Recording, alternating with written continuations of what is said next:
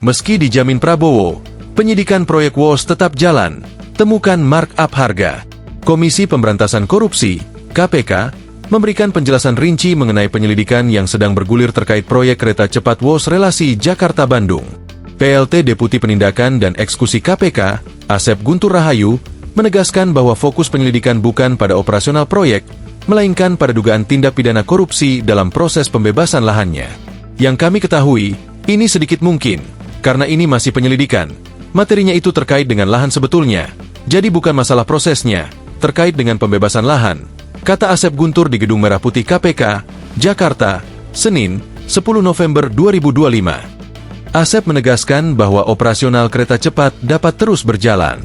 Namun, KPK mendalami adanya dugaan oknum yang memanfaatkan proyek strategis nasional ini untuk mengambil keuntungan tidak sah yang harus dikembalikan kepada negara. Modus korupsi yang didalami, jelas Asep adalah penggelembungan harga tanah jauh di atas harga wajar. Misalkan, pengadaan lahan nih, yang harusnya di harga wajarnya 10 lalu dia jadi 100, kan jadi nggak wajar tuh. Nah kembalikan dong, negara kan rugi, jelasnya. Lebih lanjut, Asep mengungkap indikasi serius bahwa ada tanah milik negara yang justru diperjualbelikan kembali kepada negara dalam proses pengadaan lahan untuk proyek WOS. Jadi kami tidak sedang mempermasalahkan WOS itu, tapi kita dengan laporan yang ada ini adalah, ada barang milik negara yang dijual kembali kepada negara dalam pengadaan tanahnya ini, tegas Asep. Tanah-tanah milik negara. Seharusnya ini proyek pemerintah proyek negara, ya harusnya tidak bayar, tambahnya.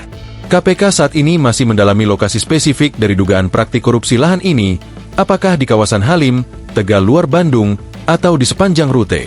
Penjelasan ini mengemuka di tengah pernyataan Presiden Prabowo Subianto yang menegaskan akan mengambil alih tanggung jawab penuh atas proyek WOS, termasuk utangnya dan meminta publik tidak meributkan soal untung rugi. Kemudian, nggak usah khawatir apa itu ribut-ribut wush. Saya sudah pelajari masalahnya. Tidak ada masalah. Saya tanggung jawab nanti wush itu semuanya. Indonesia bukan negara sembarangan. Kita hitung, nggak ada masalah itu. Ya. Jadi PT KAI nggak usah khawatir. Semuanya nggak usah khawatir. Rakyat. Kita layani rakyat kita. Menanggapi hal tersebut, pimpinan KPK memastikan proses hukum akan berjalan secara independen.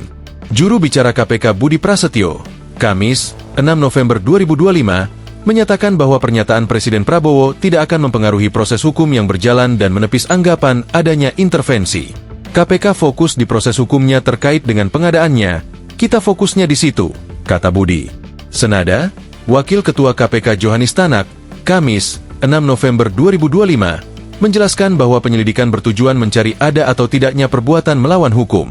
Penyelidikan itu kan untuk mengetahui ada tidaknya suatu perbuatan tindak pidana korupsi. Kalau tidak ada ya selesai, kata Tanak.